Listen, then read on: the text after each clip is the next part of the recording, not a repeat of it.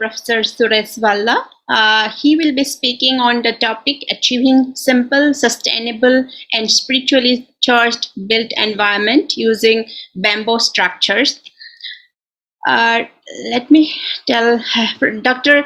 Suresh Bhalla is the professor at the Department of Civil Engineering, IIT Delhi.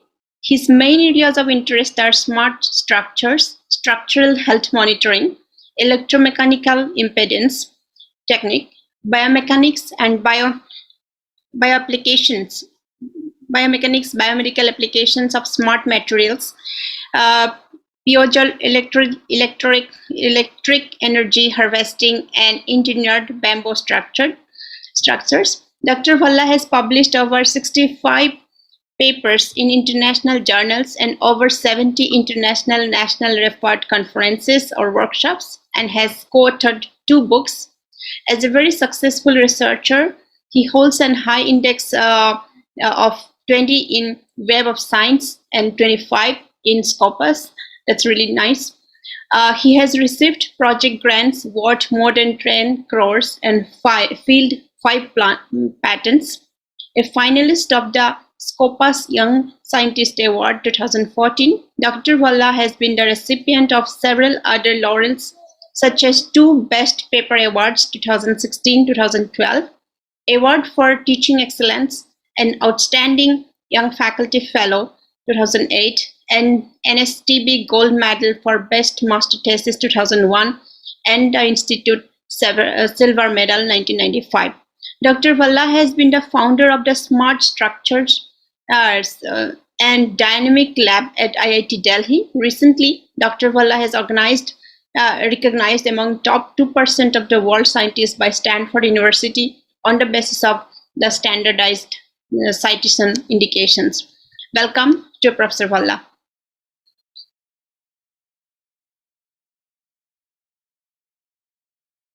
Kindly unmute yourself, Professor Bhalla.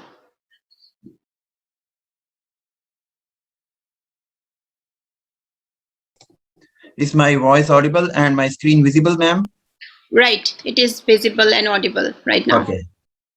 Thank you very much. So today I would be making a small presentation on how we can achieve a simple, sustainable, and at the same time spiritually charged built environment using bamboo, and how we can combine the traditional practice with modern technology, so that we are trying to give example.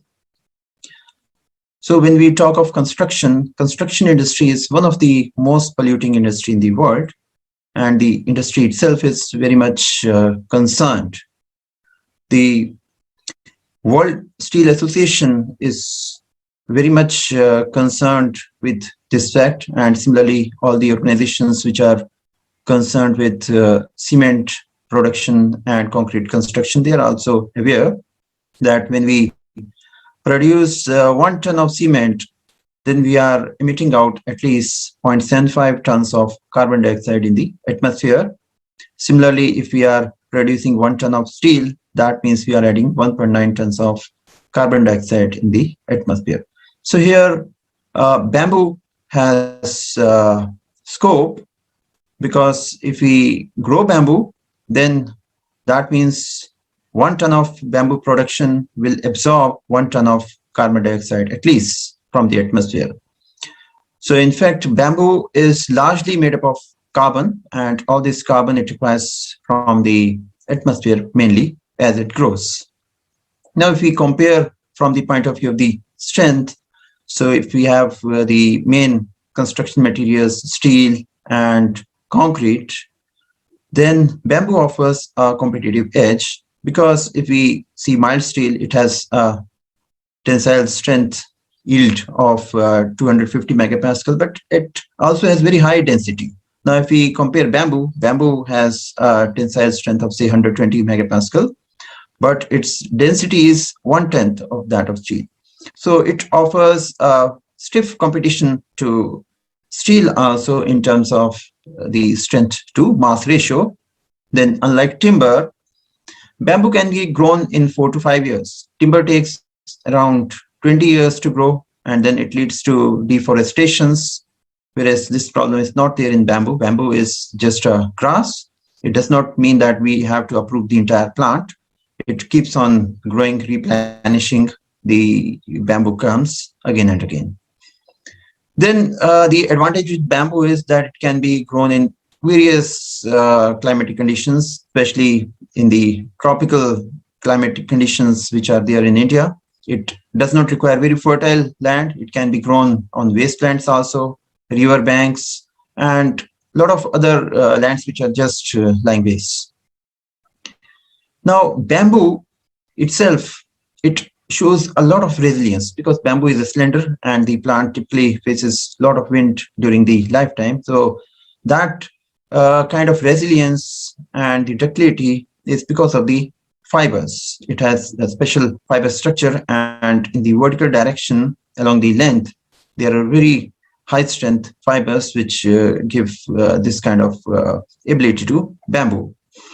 But then the issue is that because a single shoot bamboo, it's too slender, and for compression, for example, a single bamboo, because of its slenderness ratio, it does not achieve its full strength. It buckles prematurely. So that's why we need to work in the engineering side. So how bamboo gets its strength, we are just explaining here, is because of the vertical fibers which are running in the longitudinal direction. So if we just zoom a small portion of the section, this is how the structure appears in a microscope. There are a lot of vascular bundles, and if we further zoom, we see this kind of structure, and if we just take a vertical section, we can see all the fibers. So these fibers, they are made by nature, and they have excellent strength. So in the vertical direction, as far as the tensile strength is concerned, bamboo is quite strong because of these fibers. Now, the problem with the traditional constructions is the jointing. So the traditionally bamboo is used in making houses, but those traditional practices, they have the issues of, number one, the jointing, and number two, including the engineering concepts, especially with regard to strength and serviceability. So that's what we have proposed. So the first shortcoming, that a single shoot bamboo is very slender. That is one challenge. So jointing is another problem. So both these issues we have addressed. So it all began with strength characterization.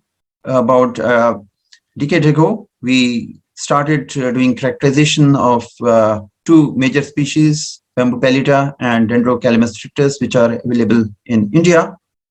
So we did a lot of tests as part of our BTech, MTech, and PhD projects. So this is a typical stress strain curve, and we could document the strength in a scientific manner, taking into account the statistics involved. So what we got was that typically the characteristic strength in the case of Dendrocalamus strictus species, which we tested, was over 60 megapascals, and it was around 44 megapascal in the case of the Bamboo pellita. And then we also did characterization for tensile strength, but for this we had to invent our way of doing the test, and majority of the specimens, they did not fail exactly in tension, but they failed in longitudinal shear or end splitting. So we were very sure that the strength which we are getting here is on the conservative side. So we could get over 100 megapascal of the mean strength and over 75 megapascal of the characteristic strength. So the next was what structural system we should adopt. So we should adopt a structural system which is accepted in the mainstream engineering. So we thought of this kind of structure, and we carried out complete wind analysis, and based on that we adopted a section of this kind. This is called as the battened bamboo construction. So there are these 4 or 6 bamboo columns, and they're all connected by these kind of battens so as to achieve optimal slenderness ratio. So this is one typical structure, bamboo column structure ready. And now we can see here what kind of connections. These are very simple connections with minimal use of these kind of steel strips to fit in. And here the battens are also basically split bamboo pieces. So this is the column ready for testing in the lab of the Structural Engineering Department, University of Dublin, Trinity College, with our collaborator, Professor Roger West. So we tested them and we found them adequate. And the next problem was the connection, because we need to have this kind of system which offers us flexibility of joining so that we can have something like bolted connection. So we added a little bit of steel to largely bamboo construction, as you can see here, so that we can attain something called as weldability, limited weldability. And for this purpose, we use this kind of system which does not require any kind of drilling, which does not require any kind of adhesive bonding. So this purely utilizes the friction in between the bamboo and steel. And for that purpose, we made the inner sides threaded so as to have higher friction between bamboo and steel. And we use this kind of practice so that we can apply a very calculated and optimal torque for tightening. Otherwise, if we are applying too less, then that means less strength. And if we are applying too much, that may cause cracking of bamboo. So we also peeled off the outer layer. This increased the friction strength, and we characterized them. So we did complete testing to find out what is the optimal value of the torque and other details, and we could get the desired strength of say 40 kilonewtons, which was necessary. So we found that if we increase the torque, then we get a higher strength. So we arrived at an optimal value. So should be between 15 to 20 Newton meter. That gives us optimal strength. And then once we had all this engineering done, then we went on to build a model. So you can see here now welding is also possible here. And this column, it was just shifted out to the foundation and just anchored on the top, just like the modern steel construction. Only thing is that all these major members, they are bamboo in place of steel. So we are just showing you this is the building of the foundations, the reinforcement. For demonstration purpose, we just built everything on the top of the ground so that all the foundations and everything is visible, rather than burying inside, because if we bury inside, then those details are lost. And then this was our portal frame. And here we are showing how the things are being fixed here. So in fact, this is a video which can be run. So I'll just try to run the video. So you can see here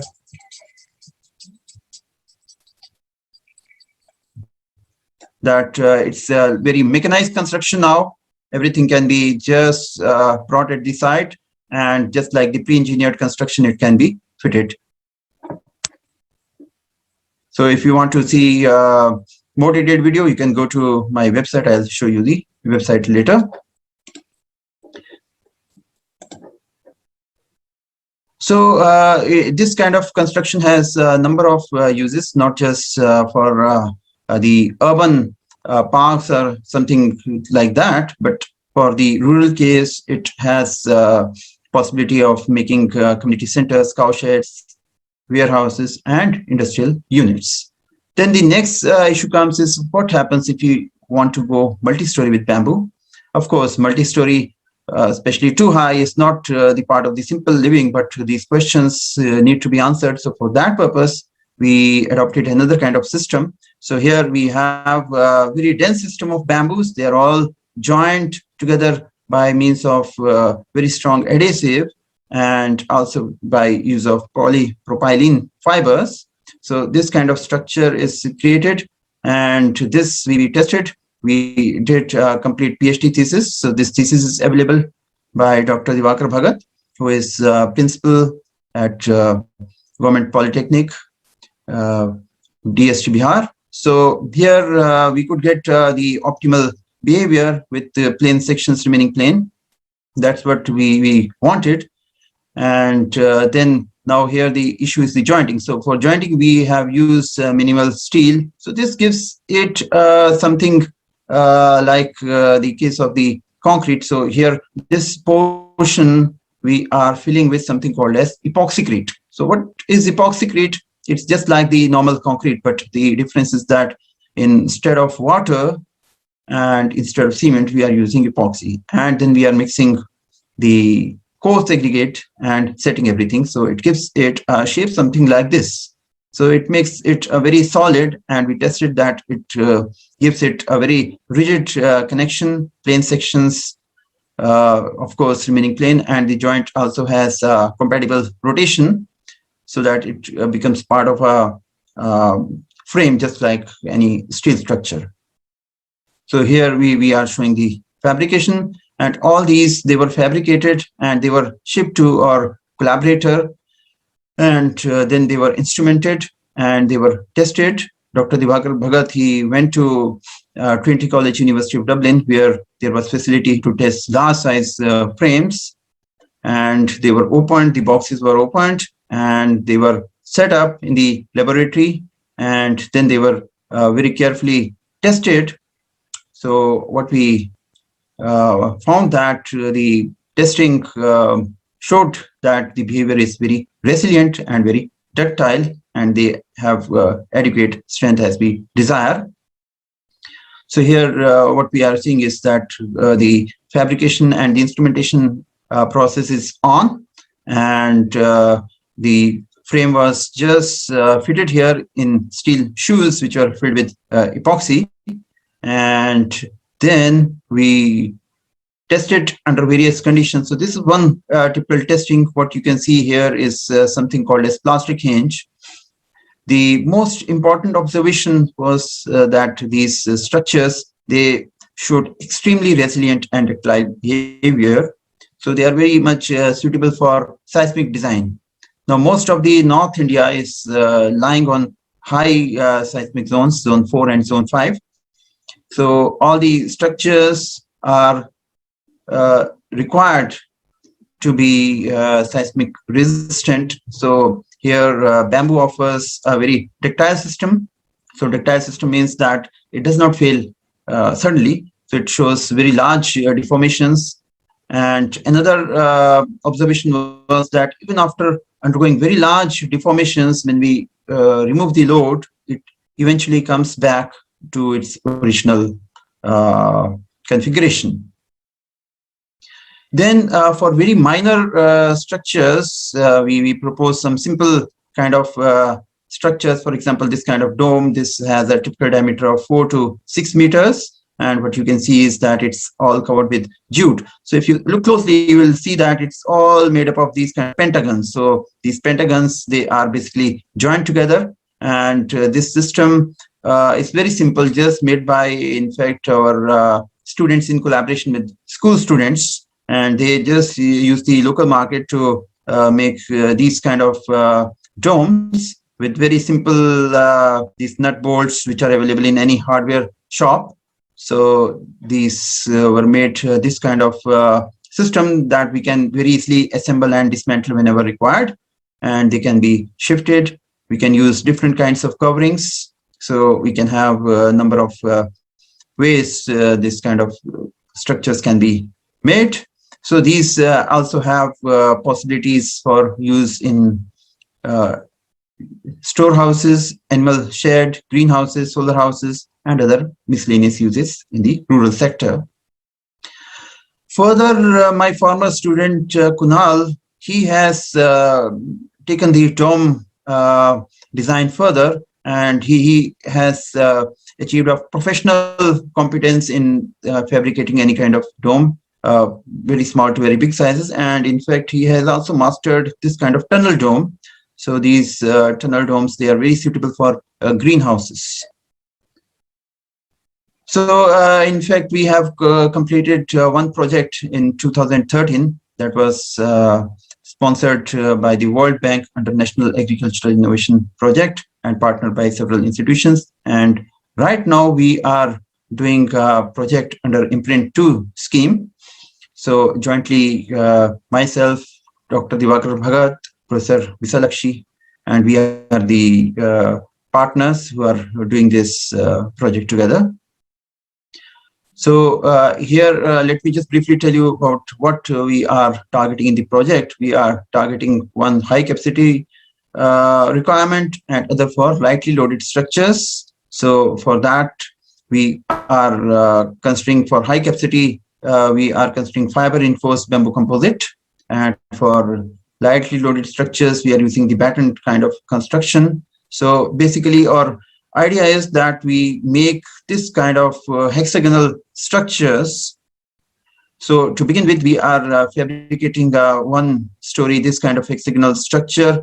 The foundation is already complete at the site. Of course, because of the lockdown, the further construction has halted for the time being, but within the next 2-3 months, the basic structure would be available. So basically, the idea is this kind of hexagonal structures, these units, they can be repeated. I'll explain in the next slide. The other is the use of this kind of battened structure for lightly loaded structures. So the idea of the hexagonal unit is that we make one BHK model house for, say, a rural family, small rural family, and then this has the flexibility of enlargement, that these hexagonal units, they can be again joined, and we can expand. We can expand both laterally as well as vertically. So that's the idea, that we can, by gradual addition, the house can be made bigger and bigger. Now, all this was about the technical side, but now the other aspect is the spiritual side of bamboo. So bamboo has found mention in most of our sacred texts. This verse of Rig Veda especially glorifies bamboo. So bamboo has been part of major yajnas and sacrifices. It's considered a sacred plant.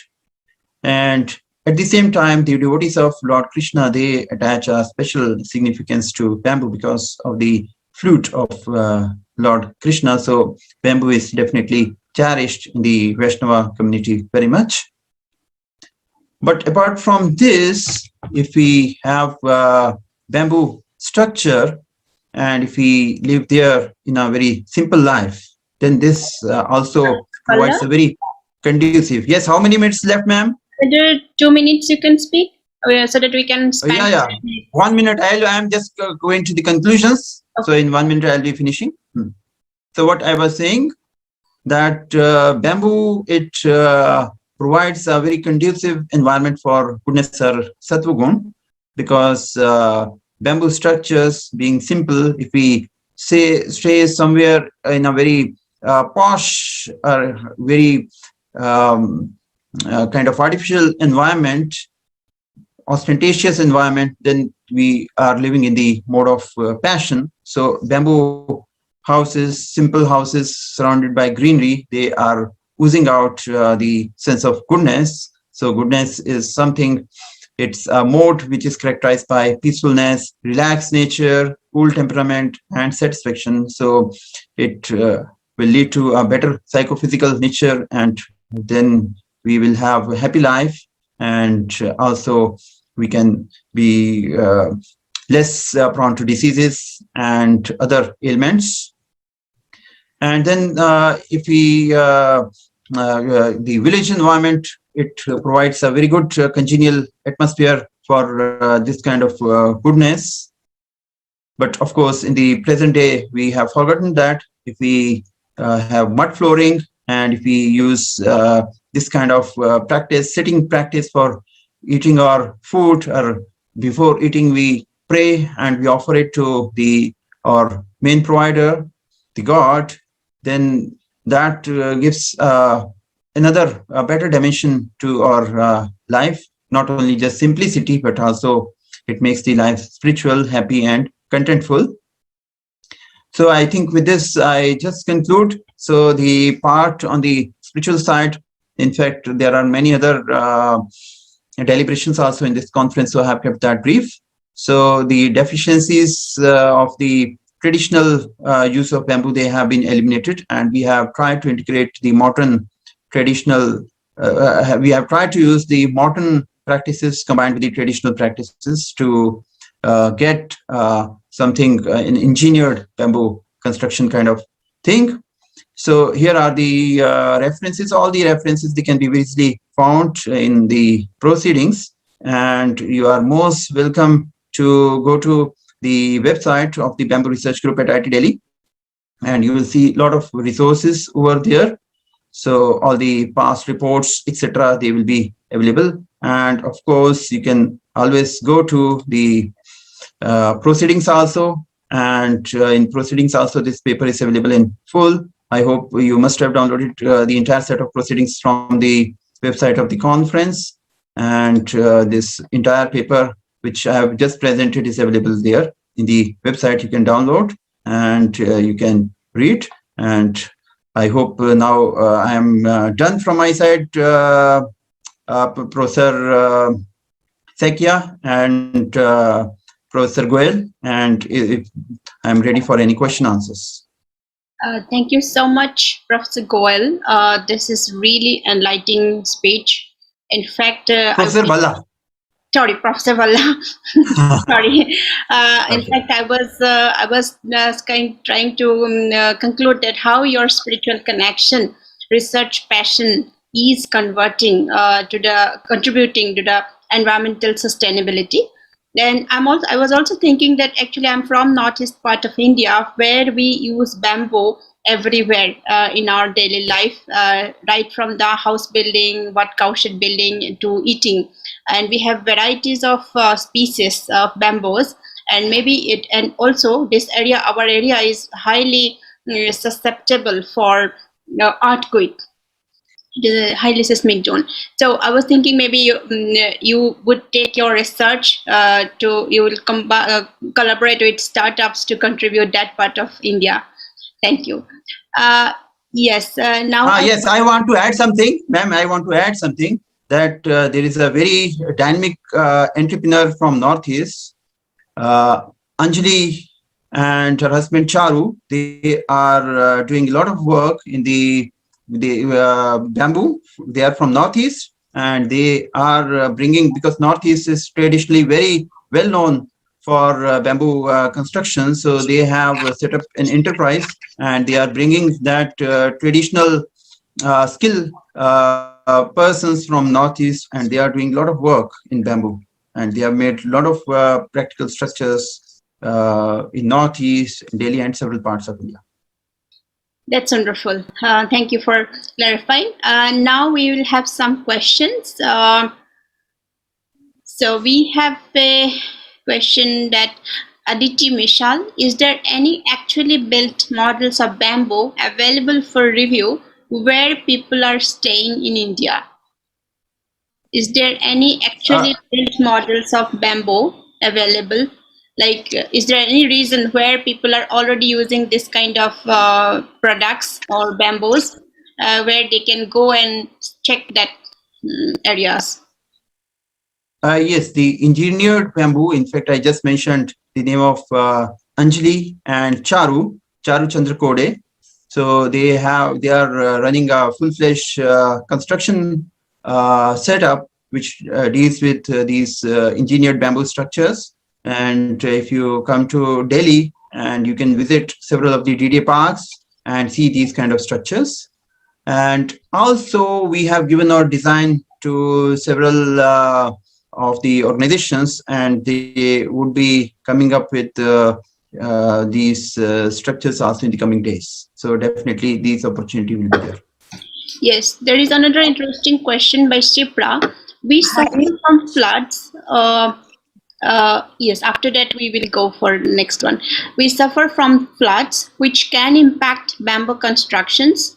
How can we deal with it?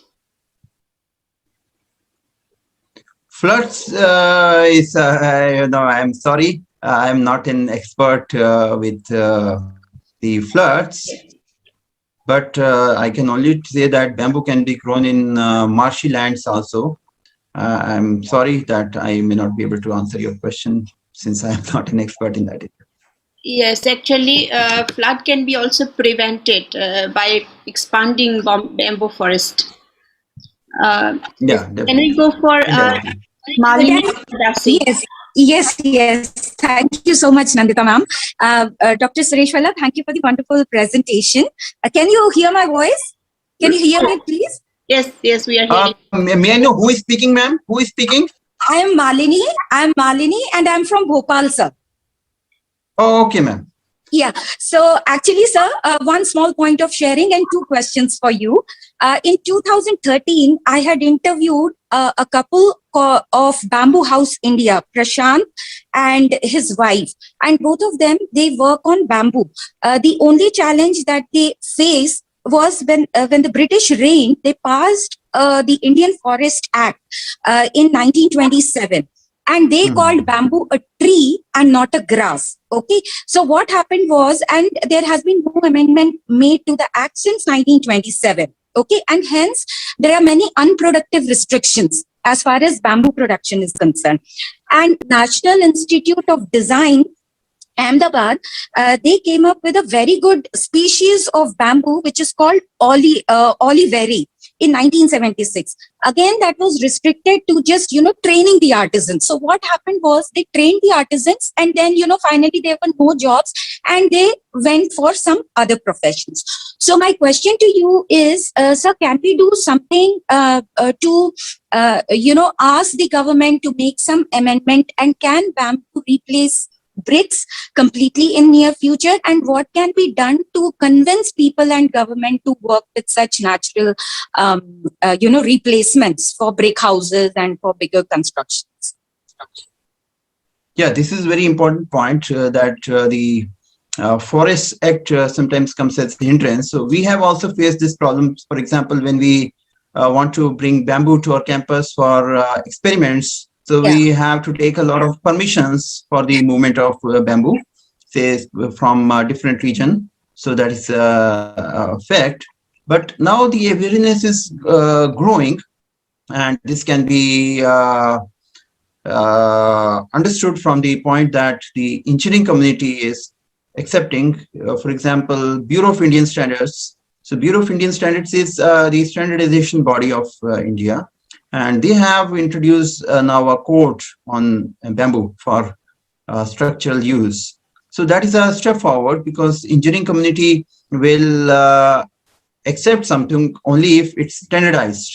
So the way to go is that we do experiments and we publish the results. We create awareness with the industry. We invite the industry then funds more research, and when industry funds more research, then they find that it's profitable to work with bamboo, because everything is with profit. But the only point is that we are seeing profit only in terms of money, not in terms of the ecology, but both are to be side by side. So bamboo offers a lot of advantage we have seen in terms of the carbon footprint. So that way, we all need to create awareness in terms of conferences, publications, and licensing with the industry. And slowly it will take some time for the movement to pick. But this is what we can do. And the government is also, it's not that government does not listen, but we have to bring our resources to the government, and we have to make the things easy to understand for laymen and engineers and all these stakeholders. So that's how we, as an academician, that's how we are doing that. We do basic research in the area of bamboo structures, and then we spread awareness, and also we bring forward the angle of spirituality. Thank you so much, sir. Thank you. Yes, we have another interesting question by Saki Jakare. Sir, will it not lead to overuse of bamboo? Sorry, can you repeat the question? She is asking that whether this kind of production will lead overuse of bamboos. Overuse of bamboo, yeah, if it were a timber, then it would have been problematic. See, if we do overuse of timber, what happens is that it leads to deforestation. But bamboo cultivation is different. First of all, bamboo is not the entire tree. It's just the bamboo is a grass. Bamboo is a grass. So if you harvest bamboo, it does not mean that you are uprooting the entire plant. The entire plant will again grow, and the bamboo culms will again regrow. And now compared to the timber grows in 20 to 30 years, and then when the tree is cut, it goes down. So the land becomes barren. But bamboo, it grows in 4 to 5 years. Then another point is that the carbon dioxide absorption in bamboo growth is much larger as compared to normal trees. During the lifespan, bamboo absorbs much higher carbon dioxide from the atmosphere. So it's basically a carbon cleaner. So I don't think that this will jeopardize the environment issue or anything like that. But of course, we need to take into account the expert opinion of the agriculturalists, so that no kind of species of plant is endangered in this way, because sometimes the new species, sometimes they might create havoc. But if we are growing bamboo in the wastelands and all these kind of places which are sort of empty, and if we use it, so as the use grows, so farmers, they will be empowered, they will grow more, and they will get good value for their produce. So I hope that will be it should be good for everyone in the near future. Professor Valla, we don't have the next presenter because of some internet issue. Can we go for another 3-4 questions? Or yes, definitely, ma'am. You are most welcome. So, Mr. Akash Zaishwal is asking, sir, does strength of bamboo is affected when it dries after some time? What is its dying time, and when these structures are not usable? Usually, the strength of bamboo. See, bamboo is a natural material, fibrous natural material. If you are making a structure out of bamboo, then what condition needed is that it should not be enclosed inside something. You should not paint it, because that will close its pores. So that is the only requirement. That in the 80s, researchers, they had started using bamboo as a reinforcement in concrete, but the idea could not pick further, because when you are enclosing bamboo inside reinforced concrete, then the bamboo loses its natural breathability. So if bamboo is left out, even if it rains, it becomes wet, it then dries, then there is no compromise with the strength. Only thing is that at the beginning, just like timber is seasoned, similarly bamboo also needs to be seasoned. So if we use seasoned bamboo, and then there are termite treatments also available. But our experience is that the bamboo species in India, especially Assam bamboos like Dendrocalamus strictus, they have inherent strength against even termite. They have good termite resistance. We, in our model structures which we made as part of our projects, we did not use any termite treatment, and the structures are still standing over almost 10 years.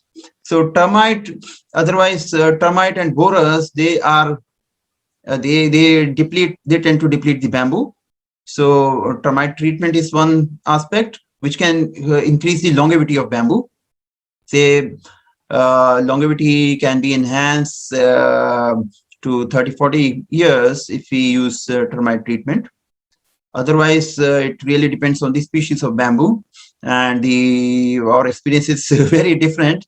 We use the bamboos grown in Delhi, and we found that they are eaten by termites in just 1 year.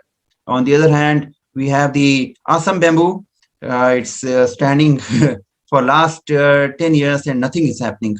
So it really depends on the species of bamboo also, and then termite treatment. So if we have the termite treatment, are strong species, and then we have the natural ventilation available to bamboo, I don't think there is going to be any major problem. Sir, I just want to add one point here. I have my personal experience. In my ancestral house, we had this bamboo ceiling after the tin, and it was like 100 years old. There was, when we have a few years back, when we have demolished, that ceiling was in perfect condition. So it was more than 100 years old. So we that are, as you said, there are some species. As I think that was the reason, and also it was a matured one, and it was afterwards it was never wet, and therefore it duration was quite high. So we have some other questions which are very small and curated, like out of curiosity. For example, is bamboo antibacterial, or it inhibits fungal growth? Does it attract snakes? Do bamboo fire accidents? Is it possible for fire accidents? How to avoid it? So we have, and is bamboo structure earthquake resistant, and all this? Yes, I would. There are multiple questions, so I won't be able to answer the questions related to biomedical or biotechnology. But earthquake resistant design, yes. The way we do the calculations, we have to take into account the earthquake forces into account, especially in the seismic zones 4 and 5, the North India and the Northeast. And similarly, in the coastal regions where wind is governing, we have to take wind into account, and accordingly we can proportion the members. Okay. So that's how we can take into account the effect of the forces. And then the other was biotechnology related question, antibacterial, antifungal. I would not like to enter into some domain which I don't have knowledge. And ma'am, can you repeat other questions which I missed to answer? No, sir, you have answered all the questions. Thank you so much for answering all the questions so patiently. And I think